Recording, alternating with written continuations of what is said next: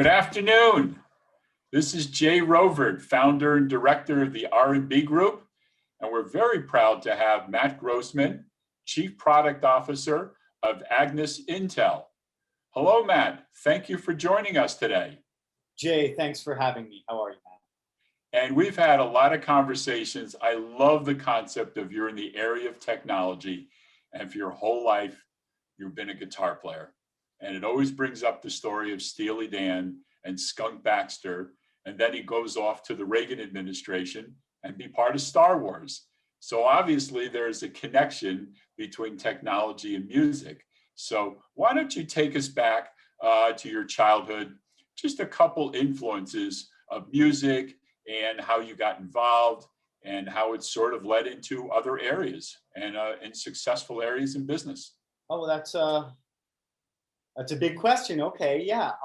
Well, I'd say that apropos me and maybe Skunk, I wouldn't want to speak for him, but a music career really beats working for a living, and it's not a great way to make a living.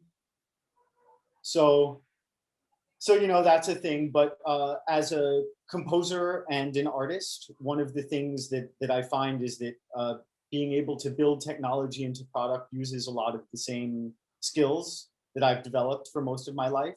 And in a way, like industrial design, it's for me less stressful than composition because I'm less, my ego is less attached to it.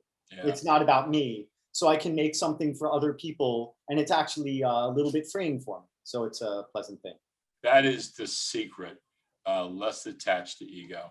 That really paves the way for a much more successful life and getting along with our fellow man.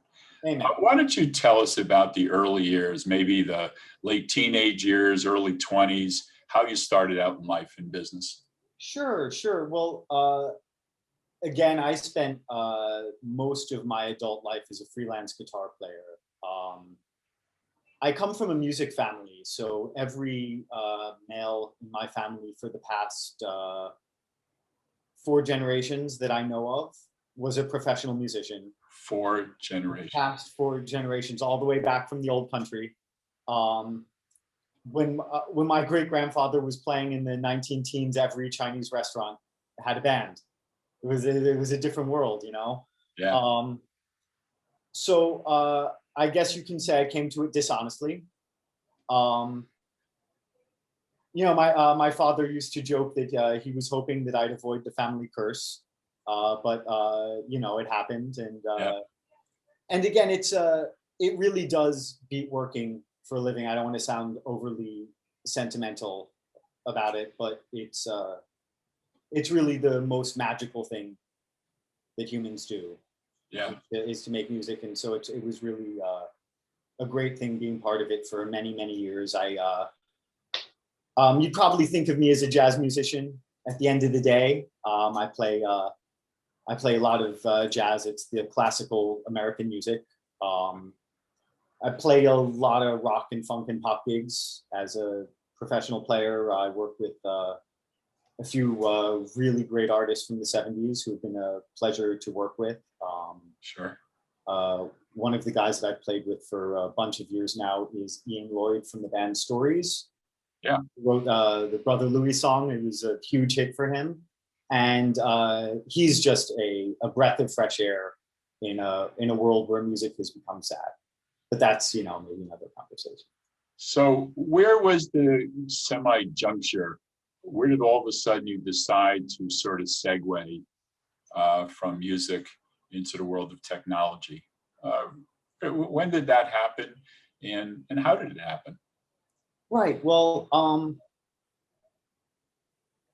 a few years ago, it started to become apparent to me that playing an instrument on stage is no longer the way to have a music career. And part of the thing about having an art career is if you're not doing exactly what you want to do, there's very little point in doing it.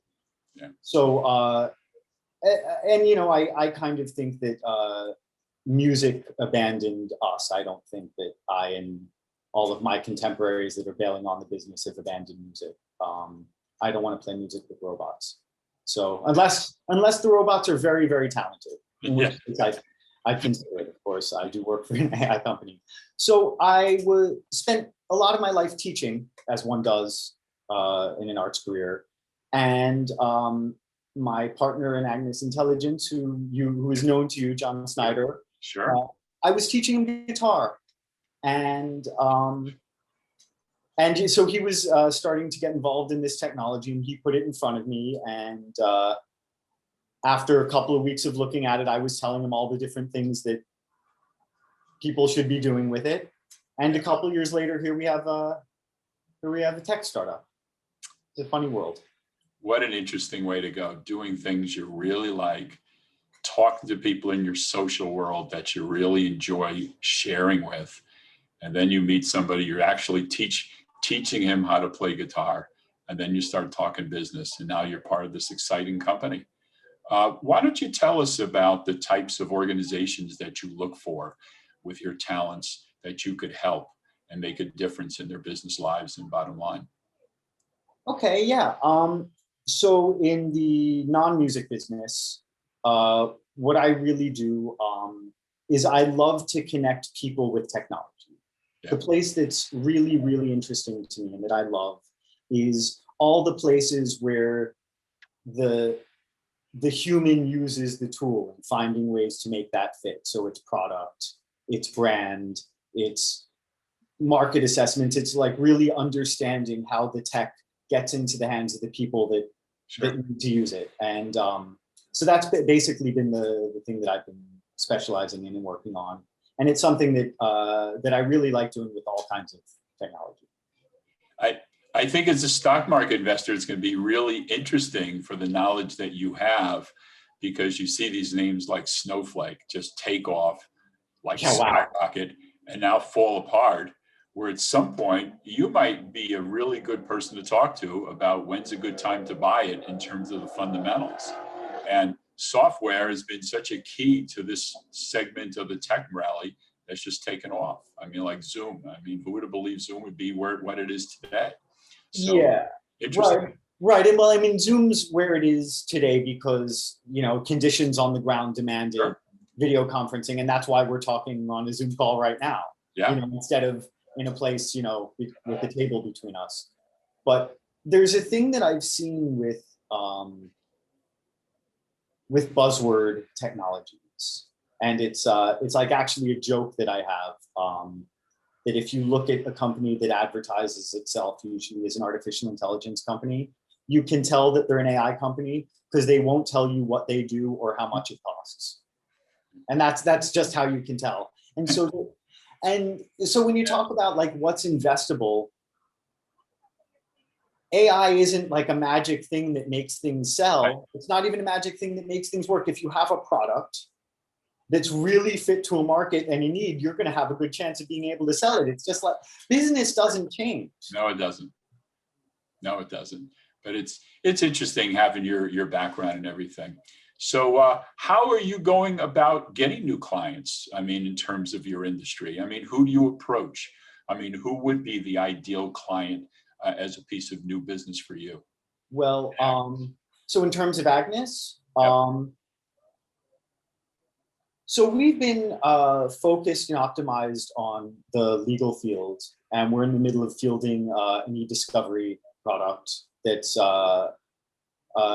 really awesome. We're also in talks with some people scoping out how this would look as a forensic accounting platform, and we're getting a lot of traction in the investigations fields in general. Again, and we haven't talked much about the technology, but what the Agnes tech does is it creates structure from unstructured data. And so we're talking, it's mostly optimized to communications data, but not exclusive to it, by which I mean tens of millions of emails or tens of thousands of hours of audio recording. And for a human to be able to understand the contents of all of that data quickly and manageably requires AI assistance, and that's what our technology does. Sure. So again, it's everyone with a data problem. Yep. Because the world's changed a lot in the last 20, 25 years. And, you and I have watched it happen, like on the ground, where as recently as 25 years ago, the world was in a state of data scarcity. Yeah. We were looking for more data. I remember 25 years ago going to the library to photocopy sheet music. And it's such an alien sounding concept now. Right. Because sometime in the last 25 years, the world has changed and we're in a state of data glut rather than data scarcity. Sure. And so the problem isn't now how do we accumulate data, it's what do we even do with this flood? Yes. And so we need tools to help us deal with the situation on the ground right now. And so in answer to your question, the people that I'm interested in talking to are the people with the big data problems. They know who they are. I guarantee you they know who they are because it's a problem. And I'm in product, right? So again, what I'm really interested in is finding out the place where the problem is and understanding the way that a technology can turn into a solution. Sure. A question for probably most people in the public, they're all sports fans. Most people really enjoy sports as a spectator or as a participant. The movie Moneyball came out and the book and everything, and that just revolutionized baseball. Any feeling? How about a couple comments about sports now, the way they operate, the way these players, do things? About that. I have to warn you, I'm one of those guys. If you ask me about sports, I'm going to make a joke about sports ball. Like I'm pretty sure that's the thing where you throw the ball down the field. I don't do that stuff. Okay. I mean, no disrespect. People enjoy what they do, but it's not my. Never been my cup of tea. It's incredible. Moneyball is amazingly impressive, and it's a perfect example of. Yep. I mean, what you're actually asking for a comment on of like actual data collection and data-driven analysis as opposed to guesswork, and it's a fascinating iteration of going from looking at like, I don't know, what was it like when we were kids and the baseball cards, like 2 or 3 statistics? Yes. Onto like incredible like amounts of interactive contingent data. And no, it's incredible. And it's a really great example of one of the ways the world has changed, but it's also very 20th century. And that's 20 years ago, And it could be another marketplace for you. I mean, whether you like sports or not, it doesn't really matter. If all of a sudden the opportunity came up and it's such a huge enterprise, it's just I'm certainly happy to work with the products. I'm just not the guy with the on the ground market knowledge there. Sure. Where you are now and knowing a couple of years out, tell us what you're looking at the business, the types of clients you'd like to meet, and your strategies. Just give us a general idea. A lot of people are going to be watching this. Hopefully, a lot of people are going to be watching this. And we really want people to know who you are, know who Agnes is, and know what you guys can do and how you can help people. So give us a minute or two on where you're going and the types of people you really want to meet and how you can help them, and just a basic overview there. Right. Okay. So, so much is contingent on so many other things because the cold light of day, like building out a business, you can't do everything at once. And so one of the challenges that we're faced with at Agnes is that the technology that we use and the solutions we implement are solutions to a really ubiquitous problem. Again, data glut. And how do you understand the contents of your data? And so there's an incredible urge to chase off in every direction to everyone that has a big data problem and say, hey, we can help you. And of course, no one that runs a business thinks that it's a good idea to just like run after customers randomly. That's not how you do it. Right. So again, we've been trying to keep some product discipline together. The e-discovery field is a big one, and we have a really interesting, valuable product in that it supplies a large time cost savings in terms of being able to understand the contents of discovery volumes. Right. At the same time, we're getting a really big, a lot of interest. English is escaping me. We're getting a lot of interest from investigations verticals. Yes, that makes all the sense in the world. Because they're the ones that need to know what's in all the data. They have recordings, they have documents, and so it's actually an interesting place for us, which is maybe unusual to early companies, where it's a target-rich environment for us. I mean, we're like defense intelligence is another place where we're starting to get some really, really interesting traction. And that's like a field that we're interested and privileged to be included in the consideration for. Sure. And at the same time, with all of these opportunities, being able to keep enough product discipline so that we don't mess ourselves up as we try and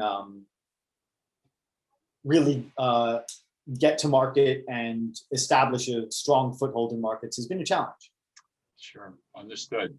You've been very, very loyal to our group, the R&B Group. And just, you've been coming on a regular basis. You've been introducing us to people who are talented, interesting, and who also spread the message. Jay, that's because it's 25 or 30 new people coming because of you and your little mafia, and which is really appreciative. So please talk to us just a couple of minutes to let the audience know why you find the R&B Group special. Well, first of all, let me tell you that I love you calling it a mafia, and I'm going to keep that. Thank you. You know what? Jay, I keep coming back because it's really been fruitful for me. Honestly, like, you run a really great networking group. And I think I was saying this to you before. When it was introduced to me, it was introduced as the R&B group, and I was like, oh, that's funny because I played for a couple of R&B groups in my life. Yeah. And then I heard that it wasn't the Robert and Bill group, but you actually named it after an R&B group, yes, because you wanted networking in the style of the way musicians network. Yes. Which happens to be a modality I'm really comfortable with. But the thing about the music business is it's a friendly business.